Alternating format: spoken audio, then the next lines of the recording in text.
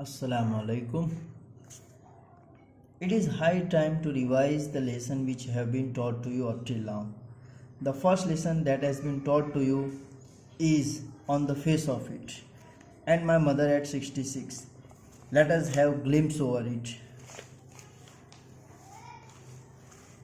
On the face of it, written by Susan Hill. This is a one-act play having 3 scenes. It features only 2 characters, an old man and a 14 years old boy. Both of them suffer from physical impairment. The old man has a thin leg because he got one of his legs blown off in the war. The young boy Derry has one side of his face disfigured and burned by acid. It is the boy Derry who comes to the old man's garden. He is quiet and shy and bit defiant as well. It is the old man who strike up friendship with the boy and inspire him to make his life meaningful in spite of the handicap he suffers. The play also depicts the disappointment and loneliness of a physically impaired person. The sense of alienation is more inconvenient than the physical disability. The entire lesson is revolving around the 2 characters, Derry and Mr. Lamb.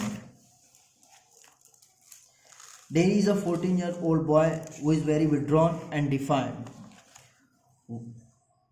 One side of his face has been burned by acid and it looks very ugly and frightful.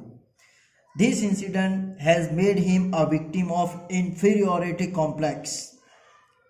Derry is highly sensitive to what others say about him. Their anxiety, concern, fear, and revulsion pain him more than the burn did. Derry is quite intelligent. When Mr. Lamb mentioned the story Beauty and the Beast, Derry at once comes out with its moral. Handsome is as handsome does. He, however, evokes self-pity by saying, I won't change and no one will kiss me ever. Derry is sensitive to the suffering of others. He arouses sympathy for himself by making inquiries about the old man's leg pain and how he passes his life alone. Derry has the capacity to learn.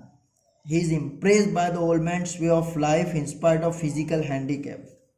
In the end, he doesn't bother about his face or looks and wants to see, hear and learn and think and do what no one else has done.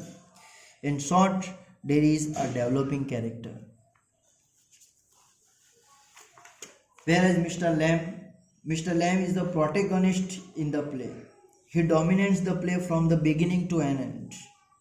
He impresses us as a sensitive, watchful, kind, considerate and sympathetic person. He is quite gentle, accommodating and protective. He is more concerned about the boy's well-being than the apples. He is a victim of alienation due to his physical impairment. Though he keeps his gates open and says he has many friends, actually he lives alone and is quite miserable. He loves company and wants to talk. He shares his thoughts even with the young boy. Mr. Lamb is like a modern communicator and psychologist who believe in drawing out the best of an individual.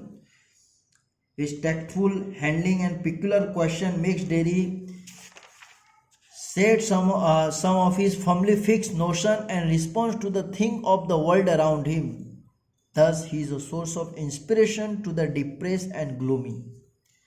Mr. Lamb is a pragmatic. His way of life is an object lesson for all who suffer some physical handicap or others.